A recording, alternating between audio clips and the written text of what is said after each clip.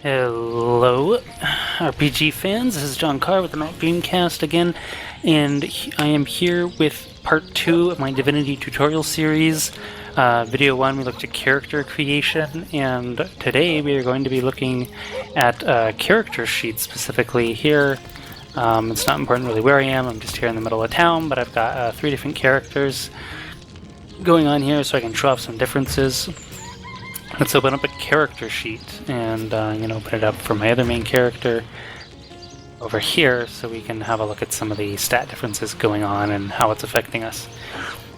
So my primary character here is a ranger, meaning somebody uses bows, but less important is it's important what your character is so you can understand your stats and your abilities and talents and all this stuff, but I really want to talk about all this over here in these sheets, so let's go through this one by one. I mean, you can read the tooltip, it'll tell you what's going on, but I feel like I could also, add some voice explanation to this. So, being a ranger, my primary stat really is Dexterity, but some characters really have a primary and even secondary stat. This is really unofficial, it doesn't tell you this in any way. What really determines this is your skills. Which are over here. Does this actually tell you? Actually, it doesn't mention that.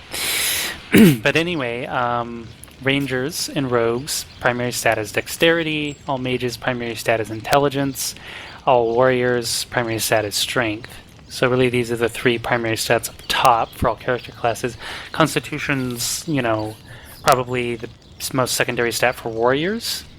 Whereas speed is the most secondary stat for rogues, and perception is the most secondary stat for anyone who uses a bow, which is really a ranger. And of course I'm talking really about pure characters, not hybrids, although I can get into that too, but really it's a matter of understanding. I actually don't have... I maybe have some equipment I can potentially use. Yeah, perhaps. So anyway, strength is really for warriors, and it determines a chance to hit with strength-based weapons. So strength-based weapons, I have my characters a ranger, so our primary weapons is Dexterity, like bows, and these little knives and stuff like that. Even though my strength 5, I'm only level 3, so low-level stuff I can still use a strength-based weapon if I want. But notice here, for example, how my offense rating is 73. But I switch to a bow, my offense rating jumps to 91. That's because your chance to hit is based on your primary stat, or really the stat of the weapon. Wizards don't really need to worry about offense rating because magic never misses.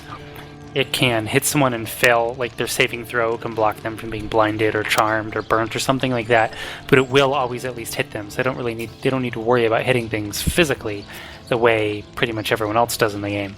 So, if I really wanted, of course I could use a blackjack, but it wouldn't make much sense for me to do so. The reason I have it in my inventory is so I can bash down doors, which is more efficient than using a bow, because there's also damage types, but I'll talk about that in a combat video. But, strength also improves man-at-arms skills, which is warrior skills, how much you can carry, and how far you can, move items and stuff. So I have low strength. I'm going to close this a moment. I can probably toss these barrels around, but I can't move them very far, really low, because any farther... Oh wait, actually I can toss this pretty far.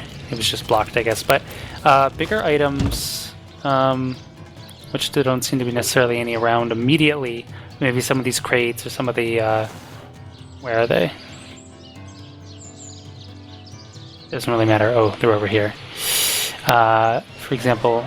Oh, no, they aren't over here. Maybe they moved. Anyway, it doesn't matter. The higher strength, the more you can carry. It improves chance to hit with strength-based weapons and all that kind of a thing. Dexterity does a bunch of cool things. It tells you here it improves expert marksman and scoundrel skills, which is ranger and rogue respectively, and influences your defense rating. So what your defense rating over here is your ability to evade attacks. So since rangers and rogues don't necessarily have the highest armor rating compared to warriors, although they get great armor, to be sure, dexterity-based armor, it's not going to be as high, and they don't have specific armor and health talents the way warriors do. So what they rely on, instead of minimizing damage when hit the way warriors do, they focus on avoiding getting hit altogether, and Rangers especially focus on this as a talent with sidestep, extra percent chance, 10% chance to evade hits, but naturally increasing your dexterity, which you'll want to do as Rangers and Rogues, will increase your defense rating, increasing characters' chance to miss. Physical attacks, not magic. Intelligence is... Let's open up our other character sheet here. You know, my character, I would never... Since she's not a hybrid, I'm never going to buff her intelligence past 5. It's always going to be 5 throughout the entire game, because I'll have no reason to buff her intelligence because I'm not using any of the elemental or magic schools. You know, I'm going to be using expert marksman and scoundrel. That's it. I have 2 mages in my party. I have no need to pick up magic. Also, I don't like hybrid characters, but that's just me.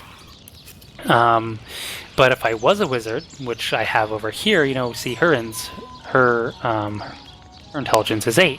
But for example, her dexterity is only 6, and would have no reason to ever buff her dexterity beyond what it already is. She doesn't use I mean, okay, it would give her a defense rating, but wizards have all kinds of spells to compensate for these kinds of things. They have spells to fortify, spells to become harder to hit, and to become invisible, and all that jazz. So you don't really have to worry about, you know, making your wizards beefy or tanky through stats, but rather through spells. Whereas it's the reverse for characters like fighters and warriors who would. So I should have mentioned this sooner. The minimum barrier not to have a stat penalty, stats directly affect skills, is level 8 in across all categories: strength, dexterity, and intelligence. So these characters, she already has 8 int, she already has 8 dexterity. She's not gonna... You'd normally see a penalty rating in here if it occurred. Of course, conversely, if you have a boost, high end for this level of skills being considered 9 or greater, I would start getting a boost.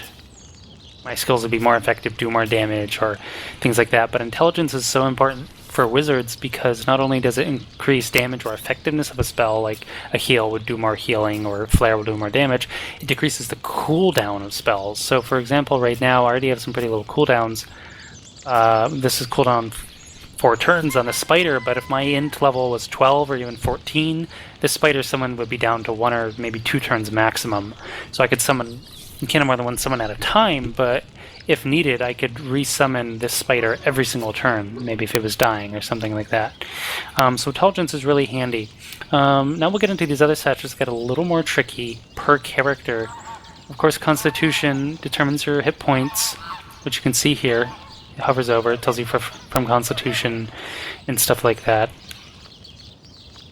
From Boost, I'm actually not sure what that is at the moment. Why it's minusing my HP for something. Maybe that's a bug. Anyway, this particular character has Lone Wolf talent, which I'm not going to get into now, but it gives her a health boost at any rate, at the expense of a 4th character. So for example, you can hover over health bars. These characters are all same level, 152 HP, 108, 93. So Jahan must have higher Constitution rating. Yeah, he's 7 Constitution. But just naturally, as you can see, Constitution 5, Constitution 6, Jahan here, Constitution 7, my character naturally has a lot more HP. So I have to worry less about putting Constitution as a ranger or rogue. I'm a ranged character, I have high evade anyway, but as a warrior, Constitution's pretty important. It also determines your max number of action points, which is what I'm going to really start discussing next. But my max AP is 14, her max AP is 13, and his is probably also 14 or maybe even 15 or something like that. Yeah, 14 because of the 7 Constitution. But okay, so let's talk about speed. Speed's very interesting because it not only affects your movement speed, which is how much. Of course, I'm not in combat here, but I could start a fight on purpose just to show this off. Guards! Really quick. We're gonna start a fight here. This may or may not be the most necessary demonstration, but because I can still do all my windows here. You know, movement determines how far you can move with an action point. You can see the rating in meters it's going up. You know, this is 4 meters, 5 meters, and so on and so forth. And this is, you know, your movement speed. You have a stat over here, movement. You can see base gear speed. So the speed stat increases your movement so you can go farther with the same amount of AP. Like if my speed was up to maybe 8 or even 10 right now, I could probably move this far for like 2 action points or something instead of 5 or maybe 3. Something like that. As a ranger, I don't need to move so much because I fight primarily with a bow, and I also have this handy dandy, you know, tactical skill that lets me jump around and do stuff. So, you know, it's less of an issue to move around. I'm already very mobile. But if I was a rogue who maybe didn't cross hybrid over into ranger and get this skill, I would need to spend a lot of time running up to people so I can stab them in the back. So speed is the most secondary important stat for rogues, but it's handy for everyone because it movement speed's good for warriors, but warriors have charge skills and movement skills too. It affects your initiative, which means where you move in the queue, or how well you move first, and how many action points you recover per turn. So the action points, you have 3 different AP stats, which is max AP, start AP, and turn AP, or recovery AP. So this character has Lone Wolf, so she gets a bonus to her recovery, +2 instead of just 6. So every turn she'll recover 8 action points instead of 6 because of this talent. But the higher my speed is, the more this will go up. If I had speed 8 or 10, I'd probably have something like 10 or 11 turn action points per turn. So pretty useful for everyone all around. For warriors, mages not so much. Again, they don't really need to move. They spend all their points primarily on casting spells and whatnot. They don't have to worry so much about speed. So can I access? No, I can't actually access someone else's. That was the downside to starting combat. But anyway, perception is very important for various reasons. It's most important secondarily to rangers, anyone trying to use a bow, if that's what you're cross-hybriding into or whatever. Or hybriding into, not cross-hybriding. It affects a whole bunch of things. Critical hit chance, 7%, perception and from gear. So the higher your perception, the more your crit chance goes up, which is great. It also affects your initiative, including speed.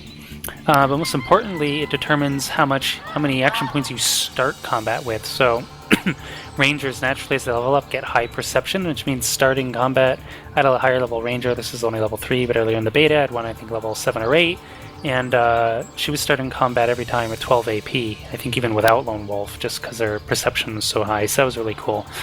But it also affects your accuracy when shooting over distances. So right now, I mean, I'm only level 3 and these characters are higher level than me, so I already have a penalty to hit. But since my perception's subpar, I mean, I need 8 minimum, my chance to hit these guys is really poor. 45%, 35% because he's farther. Really, really bad. 53 slightly closer. But if my perception was, 10 or something, I'd probably have, I don't know what the exact stat is, 5 or 10% chance to hit per point or something like that, but it'd be way better than what it is right now. And of course, there's also a level difference going on here. But, and secondly, I mentioned this in my previous video, perception also helps you spot traps and secrets. So if you don't have someone in your party who's naturally going to be taking perception, you'll probably want the, what is called Light Stepper talent, which gives you a +2 perception bonus for detecting traps and secrets. Because unless you have perception 7 minimum, which you can see traps from probably around this far away or something, maybe 5 to 6 meters. If your perception's only 5 or 6, you won't see traps till you're literally like 1 meter in front of you, and you'll run into a lot of traps and blow yourself up and stuff, and it's not very fun. So perception's very useful for that reason. And of course, all of this combines to affect your movement, your initiative, your AP, your vitality, your defense rating, offense rating, all these kind of things. Your stats affects all these things, and ultimately affects your skills, So that's basically how stats work, and if you just take the time to read this, you'll understand that. But I figured I'd make a video on it to make it a little more clear, and to, just recommend the kind of stats you want to be focusing on for your character. Warriors, strength and constitution, Rangers and rogues, they want dexterity and speed or perception. And mages, they get away with really just only wanting intelligence. I mean, speed and perception will help any character because it'll boost their, movement speed and their AP, starting AP, recovery AP, and all that kind of thing. But truly, mages, they get haste skills and all kinds of handy mobility skills, so they can really get away without having too high a speed of perception and really just focus on buffing int because they can't actually choose anyone else because they have to spend so many points into all the schools of magic. So each character balances out in different ways. So that's it for attributes and character sheets. Leveling up is really maybe perhaps a different video altogether once again, because leveling up's, you can, it's very free form, but for example, it's just common sense. I'm a ranger and a rogue. I don't need two-handed. I don't need single-handed. I'm not even a rogue for the daggers because I don't have backstabbing talents. I just have it for the skills, so I'm not going to bother with single-handed. I'm not going to be using shields, so I don't need shield specialist. Now, really need armor specialist because wizards and rangers don't have movement penalties in their armor because it's light armor or lightweight armor. You can see my movement here is plus 14. In fact, it even boosts my movement and boosts my initiative. Warriors, however, they have heavy armor and they really take movement penalties when wearing armor unless they have higher levels of armor specialist, which increases the movement penalties and stuff like that. So just be smart about your stats. I joined a game the other day where it was a public game, a random game, and the guy had a two-handed knight, and he had to point into bow and crossbow, for the knight, but the knight actually had, no ranger, expert marksman ranger skills or anything like that, so it was very nonsensical. So try to, just try to avoid putting points into things that are really useless because points are permanent. Once you place them, you do have to tick this little checkbox to make sure you want it, even whether, and all this stuff. But, there's a finite amount of XP in the game as well, and points are all permanent, so leveling up's pretty important. You can't really gimp your character or, muck it up, but you can put stuff into them that's really useless, which you don't want to do. So, take the time to understand how your attributes are affecting your character and affecting your skills, and, make sensible choices about your skills and talents that'll best serve your character or what kind of playstyle you're going for. So that's all, and have fun.